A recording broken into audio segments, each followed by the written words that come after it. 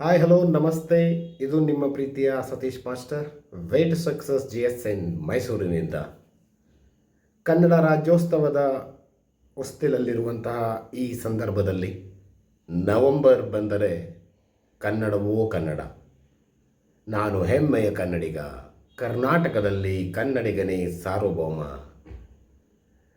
ಕನ್ನಡಿಗರ ಬಗ್ಗೆ ಹೆಮ್ಮೆ, ಕನ್ನಡ ಹೋರಾಟಗಾರರ ವಾಗ್ದಾನಗಳು, ವಾಕ್ ಸಮರಗಳು, ನಾನು ಅದನ್ನು ಮಾಡಿದೆ, ನೀನು ಇದನ್ನು ಮಾಡಿದೆ, ನಾನೇ ಶ್ರೇಷ್ಠ ಕನ್ನಡ ಹೋರಾಟಗಾರ, ಹೀಗೆ ಹಲವಾರು ಅಂಶಗಳು ನಮ್ಮ ಬೆಳಕಿಗೆ ಬರುವಂತಹ ತಿಂಗಳು ಅಂದರೆ ಅದು ನವಂಬರ್.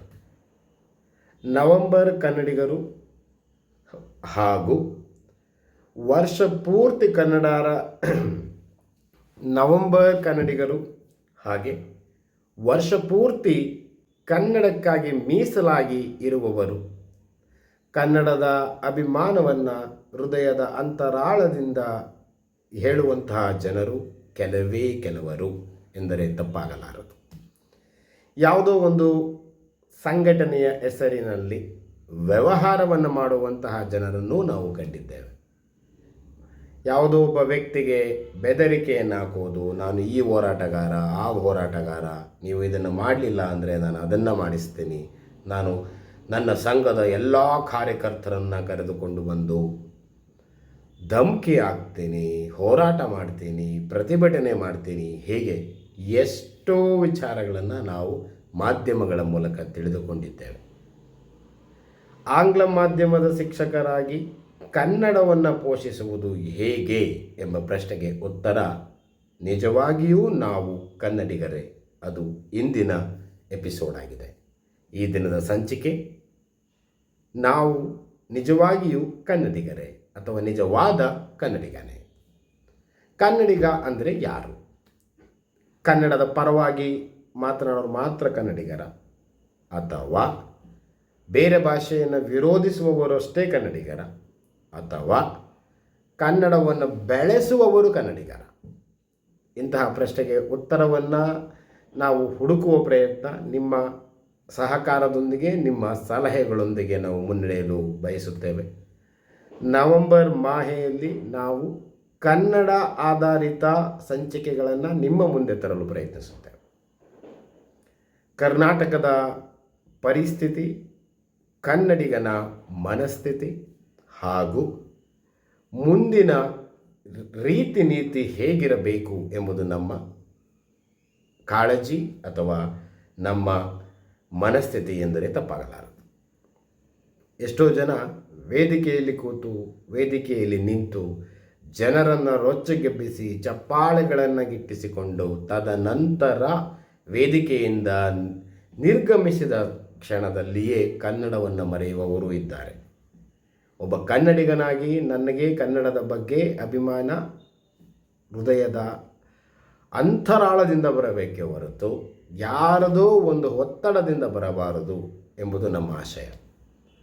ನಿಜವಾದ ಕನ್ನಡಿಗ ಕನ್ನಡವನ್ನು ಬೇರೆ ಸ್ಥಳಗಳಲ್ಲಿಯೂ ಪಸರಿಸುವುದಕ್ಕೆ ಇಷ್ಟಪಡ್ತಾನೆ.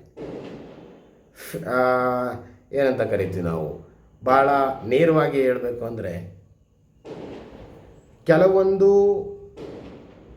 ಪ್ರಾಥಮಿಕ ಅಂಶಗಳ ಆಧಾರವಾಗಿ ಹೇಳೋದಾದರೆ, ಈ ದಿನ ನಕಲಿ ಕನ್ನಡ ಹೋರಾಟಗಾರರು ಅಂದರೆ ತಪ್ಪಾಗಲಾರದ ಪದ, ದಯವಿಟ್ಟು ಕ್ಷಮಿಸಿ, ಹೋರಾಟಗಾರರಿಗೆ ನಾವು ಆ ಪದವನ್ನು ಬಳಸೋದಿಲ್ಲ. ನಕಲಿ ಹೋರಾಟಗಾರರು ಅಂದರೆ ತಪ್ಪಾಗಲಾರದು.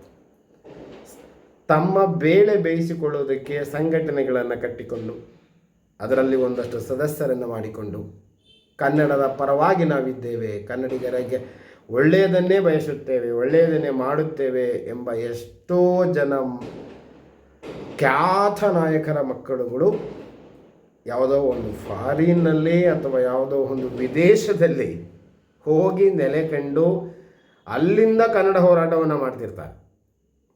ಅವರು ಕರ್ನಾಟಕದ ಬಗ್ಗೆ ಮಾತನಾಡ್ತಾರೆ. ಅದು ನಮ್ಮ ಈ ದಿನದ ವಾಸ್ತವಿಕ ಅಂಶ. ಪ್ರೀತಿಯ ಪ್ರೇಕ್ಷಕ ಬಂಧುಗಳೇ, ನಮ್ಮ ಮನಸ್ಸಿನಲ್ಲಿರುವುದು ಇಷ್ಟೇ, ನವಂಬರ್ ಕನ್ನಡಿಗರಾಗೋದು ನಮಗೆ ಬೇಡ, ನಂಬರ್ 1 ಕನ್ನಡಿಗರಾಗಬೇಕು ಅನ್ನೋದು ನಮ್ಮ ಆಶಯ. ನವಂಬರ್ ಕನ್ನಡಿಗ ಎಲ್ಲರೂ ಮಾತಾಡ್ತಾರೆ, ಒಂದು ಬಾವುಟ ಹಾರಿಸ್ತಾರೆ. ಅವರು ಹಾಗೆ ಮಾಡಿದ್ರು ಕವಿಗಳ ಬಗ್ಗೆ ಇಲ್ಲ ಏನಂತೀವಿ, ಒಂದಷ್ಟು ವಿಚಾರಗಳನ್ನು ಬರೆಸಿಕೊಂಡು ಅಥವಾ ಕಲಿತುಕೊಂಡು ಬಂದು ವೇದಿಕೆಯಲ್ಲಿ ಪ್ರಸ್ತುತಪಡಿಸುವಂತಹ ನಾಯಕರುಗಳನ್ನು ನಾವು ಬಹಳ ನೋಡಿದ್ದೇವೆ. ಅದನ್ನೆಲ್ಲ ಬದಿಗಿಟ್ಟು ನನ್ನ ಭಾಷೆಯ ಬೆಳವಣಿಗೆಗೆ ಎಷ್ಟು ಮುಖ್ಯವಾದಂತಹ ಅಂಶವನ್ನು ನಾನು ಹೇಳುತ್ತಿದ್ದೇನೆ ಅನ್ನೋದು ಬಹಳ ಮುಖ್ಯ. ಕನ್ನಡವನ್ನು ಬಳಸಿ ಅಂತ ಹೇಳೋರು ಬಹಳ ಜನ ನಾವು ನೋಡಿದ್ದೇವೆ. ಆದರೆ ಕನ್ನಡವನ್ನು ಬೆಳೆಸಿ ಅಂತ ಹೇಳೋರು ಬಹಳ ಕಡಿಮೆ. ಬೆಳೆಸುವಂಥ ಅಂಶವನ್ನು ನಾವು ಮಾಡಬೇಕಾಗಿದೆ ಇವತ್ತು. ಕನ್ನಡವನ್ನು ಇತಿಹಾಸವನ್ನು ತೆಗೆದು ನೋಡಿದರೆ ನನ್ನ ಭಾಷೆಗೆ ಅದರದೇ ಆದ ಮಹತ್ವ, ಪ್ರಾಮುಖ್ಯತೆ ಹಾಗೂ ಶ್ರೇಷ್ಠತೆ ಇದೆ. ಸುಮ್ಮನೆ ಏನೋ ಒಂದು ಹೇಳಬೇಕಲ್ಲ, ಚಾಳಿಗೋಸ್ಕರ ಮಾತನಾಡುವಂಥ ವ್ಯಕ್ತಿಗಳ ನಡುವೆ ಕನ್ನಡವನ್ನು ಉಳಿಸಿ ಅಂತ ಹೇಳೋದು ಎಷ್ಟು ಮಟ್ಟಿಗೆ ಸರಿ? ಯಾಕೆ ಉಳಿಸ್ಬೇಕು? ನಾವು ಅಳಿಸೋರನ್ನು ನಾವು ಅಳಿಸಿದ್ರೆ ಕನ್ನಡ ಉಳಿಯುತ್ತೆ. ಮತ್ತೊಮ್ಮೆ ಹೇಳ್ತಾ ಇದ್ದೇನೆ, ಉಳಿಸಿ ಎಂಬ ಪದ ಬಳಕೆಯನ್ನು ನಿಲ್ಲಿಸಿ ಕನ್ನಡವನ್ನು ಅಳಿಸುತ್ತಿರುವಂತಹ ಜನರನ್ನು ಅಳಿಸಿ. ಹೇಗೆ ಅಳಿಸಬೇಕು? ಹೋರಾಟ ಮಾಡಬೇಕಾ? ಜಗಳ ಮಾಡಬೇಕಾ? ಪ್ರತಿಭಟನೆ ಮಾಡಬೇಕಾ? ಧಿಕ್ಕಾರಕ್ಕೆ ಹೋಗಬೇಕಾ? ಖಂಡಿತ ಇಲ್ಲ. ನನ್ನ ಭಾಷೆಯ ಅವಶ್ಯಕತೆಯನ್ನು ನನ್ನ ಸಾಮಾನ್ಯ ಜನರಿಗೆ ನಾನು ತಿಳಿಸಿಕೊಟ್ಟರೆ ಅದು ನನ್ನ ಭಾಷೆಗೆ ನಾನು ಮಾಡುವಂಥ ಸೇವೆ ಎಂದರೆ ತಪ್ಪಾಗಲಾರದು. ಮಾತೃಭಾಷೆ ಅಂತ ನಾವು ಹೇಳ್ತೀವಿ. ಮಾತೃ ಹೃದಯಿ, ಮಾತೃ ಅಂದ ತಕ್ಷಣ ನಮ್ಮಲ್ಲಿ ಹೃದಯಿ ಮಮಕಾರವನ್ನು ಹೊಂದಿರುವಂಥ ಅಂಶ ಅಂತ ನಾವು ಅಂದ್ಕೊಂಡಿದ್ದೀವಿ ಕೂಡ. ಆ ಮಾತೃಭಾಷೆಯನ್ನು ಬೆಳೆಸಿ ಉಳಿಸಿ ಅಂತ ಹೇಳೋದ್ರ ಬದಲು ಅದನ್ನು ಅಳಿಸೋದಕ್ಕೆ ಪ್ರಯತ್ನ ಮಾಡುವಂಥ ಜನರನ್ನೇ ನಾವು ಅಳಿಸಬೇಕು ಅನ್ನೋದು ಬಹಳ ಪ್ರಮುಖವಾದ ಅಂಶ ಆಗಿದೆ.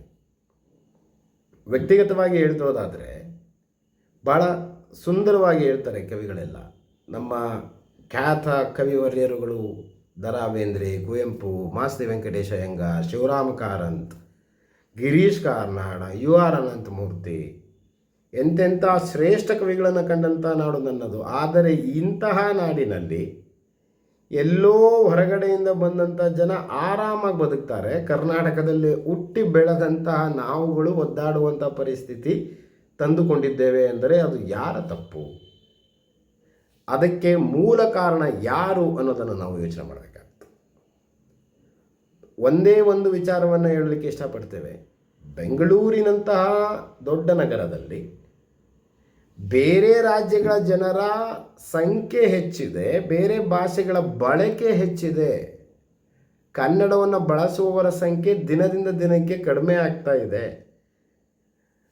ಹಾಗಂತ ಮಾತ್ರಕ್ಕೆ ಕನ್ನಡವನ್ನು ನಾವು ಮರೀತಾ ಇದ್ದೀವ? ನಿಜವಾಗಲೂ ಉದ್ಯೋಗದ ವಿಚಾರಕ್ಕೆ ಬಂದಾಗ ಕೆಲವೊಮ್ಮೆ ಪರಭಾಷೆಗಳ ಅವಶ್ಯಕತೆ ಖಂಡಿತ ಇದೆ. ಬಹಳ ಪ್ರಮುಖವಾಗಿ ಆಂಗ್ಲ ಭಾಷೆಯ ಅವಶ್ಯಕತೆ ಇತ್ತೀಚಿನ ದಿನಗಳಲ್ಲಿ ಖಂಡಿತ ಇದೆ. ನಾನು ಆಂಗ್ಲ ಭಾಷೆಯನ್ನು ಮಾತನಾಡೋದನ್ನು ತಪ್ಪು ಅಂತ ಹೇಳೋದಿಲ್ಲ. ಕಾರಣ ಅದು ನನ್ನ ಹೊಟ್ಟೆಪಾಡು, ನನ್ನ ಬಟ್ಟೆಗೆ, ನನ್ನ ಹೊಟ್ಟೆಗೆ, ನನ್ನ ಜೀವನಕ್ಕೆ ಆಂಗ್ಲ ಭಾಷೆಯ ಅವಶ್ಯಕತೆ ಖಂಡಿತ ಇದೆ. ಹಾಗಂದ ಮಾತ್ರಕ್ಕೆ ಅದನ್ನೇ ನಾನು ರೂಢಿ ಮಾಡಿಕೊಂಡು ನನ್ನ ಮಾತೃಭಾಷೆಯನ್ನು ಮರೆಯೋದು ತಪ್ಪಲ್ವ?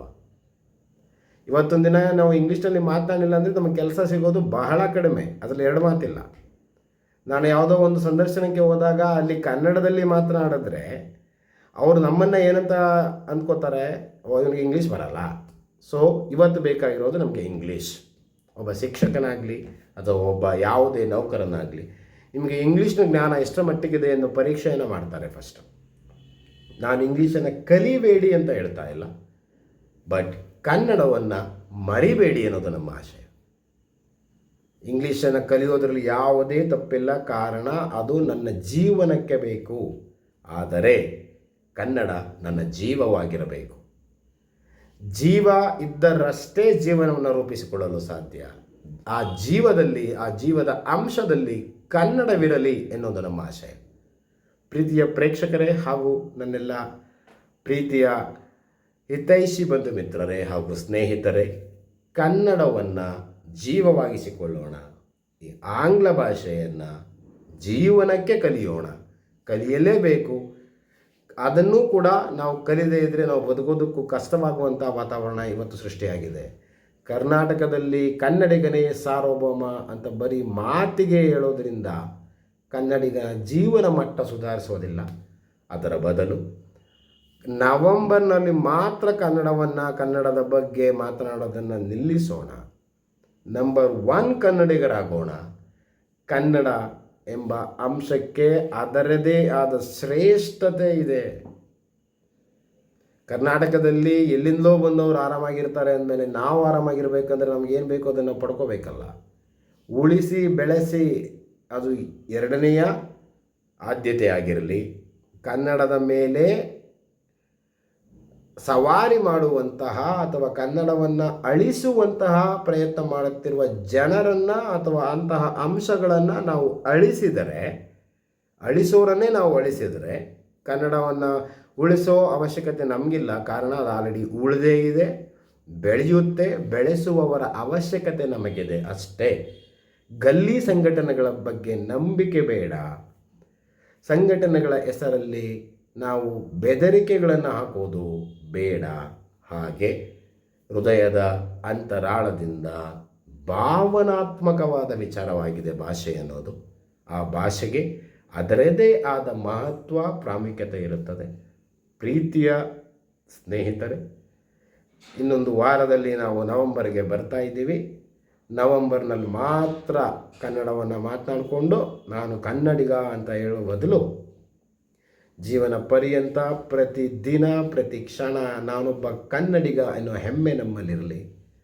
ಹಾಗೆ ಬೇರೆ ಭಾಷೆಯನ್ನು ಗೌರವಿಸೋಣ, ಆದರೆ ನಮ್ಮ ಭಾಷೆಯನ್ನು ಪ್ರೀತಿಸೋಣ, ನಮ್ಮ ಭಾಷೆಯನ್ನು ಅಳಿಯದಂತೆ ನೋಡಿಕೊಳ್ಳೋಣ ಎಂಬ ಮಾತಿನೊಂದಿಗೆ ಇಂದಿನ ಎಪಿಸೋಡ್ ಕನ್ನಡ ರಾಜ್ಯೋತ್ಸವಕ್ಕಾಗಿ, ಅದು ಕನ್ನಡವನ್ನು ಉಳಿಸಿ ಬೆಳೆಸಿ ಎಂಬ ಜನರ ಅರಿವಿಗೆ ಉಳಿಸುವ ಅವಶ್ಯಕತೆ ಇಲ್ಲ. ಕಾರಣ ಅದು ಸುಮಾರು ವರ್ಷದಿಂದ ಉಳಿದಿದೆ. ಅದನ್ನು ಉಳಿಸಿ ಅಂತ ಹೇಳೋ ಅಗತ್ಯ ಖಂಡಿತ ಇಲ್ಲ. ಅದರ ಮೇಲೆ ದಾಳಿ ಮಾಡುವವರನ್ನು, ಅದನ್ನು ಅಳಿಸುವ ಪ್ರಯತ್ನ ಮಾಡುವವರನ್ನು ನಾವೇ ಅಳಿಸೋಣ. ಅದು ಹೇಗೆ? ಅದು ಕೂಡ ಒಂದು ಗುಣಮಟ್ಟ ಆಧಾರಿತ ಹೋರಾಟದೊಂದಿಗೆ. ಆ ಹೋರಾಟ ಇಲ್ಲಿಂದ ಆರಂಭ ಆಗಬೇಕು. ಯಾವುದೋ ಸಂಘಟನೆ ಮುಖಾಂತರ ಅಲ್ಲ, ನಮ್ಮ ಮನಸ್ಥಿತಿಯಿಂದ, ನಮ್ಮ ಹೃದಯದ ಅಂತರಾಳದಿಂದ ನಾನು ಕನ್ನಡಿಗನಾಗಿರಬೇಕು ಎಂಬ ಮಾತಿನೊಂದಿಗೆ ಈ ದಿನದ ಸಂಚಿಕೆಯನ್ನು ಮುಗಿಸುತ್ತಿದ್ದೇವೆ. ದಯಮಾಡಿ ನಮ್ಮ ಚಾನಲನ್ನು ಸಬ್ಸ್ಕ್ರೈಬ್ ಮಾಡಿ. ಮುಂದಿನ ದಿನಗಳಲ್ಲಿ ಮತ್ತಷ್ಟು ವಿಚಾರಗಳೊಂದಿಗೆ, ಬಹಳ ಪ್ರಮುಖವಾಗಿ ನವೆಂಬರ್ನಲ್ಲಿ ಯಥೇಚ್ಛವಾಗಿ ಕನ್ನಡದಲ್ಲಿಯೇ ನಾವು ಸಂಚಿಕೆಗಳನ್ನು ಬಿಡುಗಡೆ ಮಾಡ್ತೇವೆ. ನಾವು ನವೆಂಬರ್ ಕನ್ನಡಿಗರಲ್ಲ. ನಾನು ಕೂಡ ಒಂದು ಆಂಗ್ಲ ಮಾಧ್ಯಮ ಅಥವಾ ಆಂಗ್ಲ ಭಾಷೆ ಆಧಾರಿತ ವಿಭಾಗದಲ್ಲಿಯೇ ಇದ್ದರೂ ಕೂಡ ಕನ್ನಡಿಗನಾಗಿ, ಕನ್ನಡ ಅಂಶದ ಬೆಳವಣಿಗೆಗಾಗಿ, ಅದರ ಉಳಿವಿಗಾಗಿ ಏನು ಮಾಡಬಹುದು ಎಂಬುದನ್ನು ತಿಳಿಸುವ ಪ್ರಯತ್ನವನ್ನು ನಿಮ್ಮ ಮುಂದೆ ಮಾಡ್ತಾ ಇದ್ದೇವೆ. ಇದು ನಿಮ್ಮ ಪ್ರೀತಿಯ Satish master, way to success GSN ಚಾನಲಿಂದ. ನಮಸ್ತೆ. Thank you so much.